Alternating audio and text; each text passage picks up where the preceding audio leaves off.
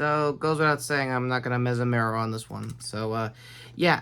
Hey, everybody, what's up? This is a Retrokid Reviews Toku special in time for probably will be the final episodes of Kamen Zeztz. And, in case you could tell with the gear here, that it's going to take a while to get this off, more importantly in my case, but to get a belt in time for to conclude with my overall thoughts with Zeztz. Like I said, this is their finale arc. I think by the time this comes out, either this or next week, weekend-wise, we'll be already in a new season of Kamen with Mice coming out. And if you're hearing any purrs, that is my producer cat, Obi, having a fun go-around with the box. So, well, before we get to that unceremoniously, let's talk about it as well. Yeah, this is supposed to be a cover for Nox's first driver into the series. I've pretty much got the wiki up because it's been a while catching up to the finale arc, which I'm going to probably do a huge cram this and next week going into the finale. So, yay for that, if I can binge, hopefully. However, I will say the capsule it comes with is really cool. I love the idea of like the pixel art going with the spin. It is very fun to see also on the show when they were doing their spins with the VFX popping up and knowing that they sort of kind of replicated it in the toy marketing for most of the weapons and rider belts throughout the season as far as the roleplay options go. Is really cool to see nonetheless. I am covering up the set this time around mainly because yeah, it is riddled with a bunch of pain reliever and lower back problems I've been having lately. It's a work thing, don't worry about it. But we're 100% now to get back on track with this review. So, before we get to the driver, let's get to know the man himself. Kamen Rider Nox, he was originally code number 4 for the Code organization. He was Shiny Zeztz originally before his Nox form later in the main series, or I guess any of the world restarts that Baku's been doing lately. I am very much aware it is the Baku show, rightfully so. He's in his complete form era, and essentially at this point for most rider shows, they kind of try their best not to spam the complete form one too many times and give it some limitations, which I like as a trope, if anything else, as far as the writing goes. So, in case you could tell, this is going to be half, like, remembering and quarterbacking most of everyone's, like, review so far of the main series before going into this weapon, not driver, sadly. So, for the Buster, Breakam Buster, it's a really good blaster. It's a gun blade, more or less, if my box could stay intact.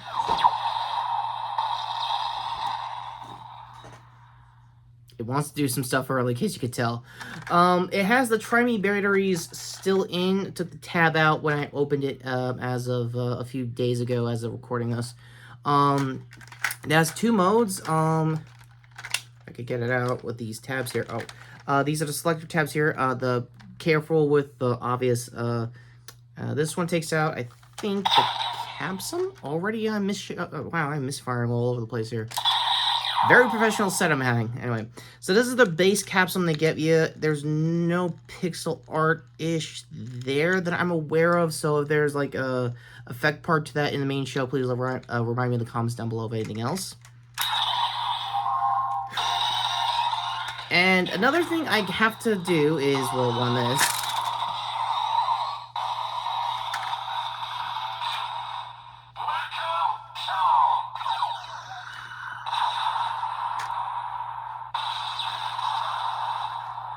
Sorry, it's pretty cool to have a Reiwa era driver, so, well, in this case, blaster, back here since 01, for those who remember. Yeah, I'm going to try my best not to make it another 7-year adventure, so in case, like, Mice just like Zeztz pops off next year, best believe I'm going to try to get the main build as soon as I can.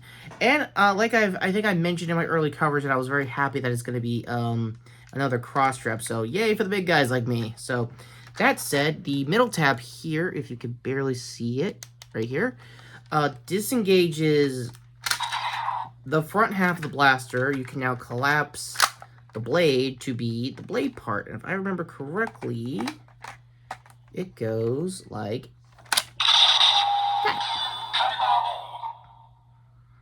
And since we got time and I want to put the base capsule here to close out this video before we get to scars, let's put it in the main sword. So you're going to get the same sound effects regardless. I don't know if this like this with everyone else's capsules that have a different final attack that coincides with their belts. Again, this is probably the closest thing I'm going to get to as far as their, I guess, merch goes. So I'm going to go ahead and spin this in case for time and for copyrights. Hi, Toei! Great standbys theme, by the way. Just wish I wasn't talking it over it.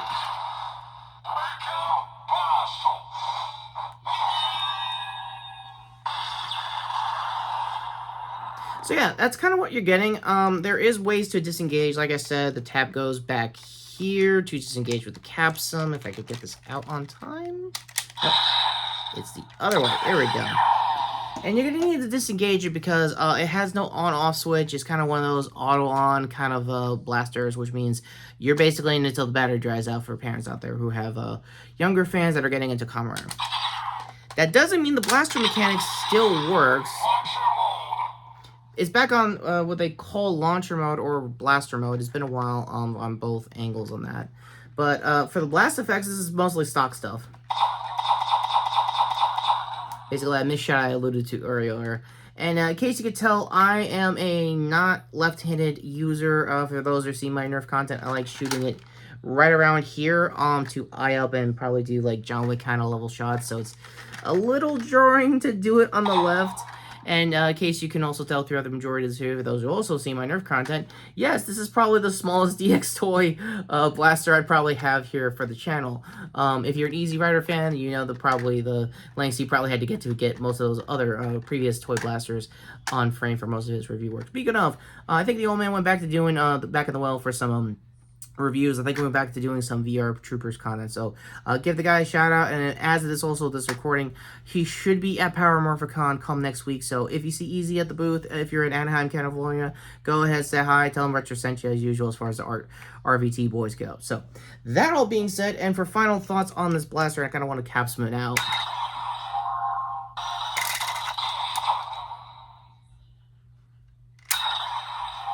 Okay, it kind of had a bit of a pinch here on the tab, so let's just get this done before I get more totally copyrights.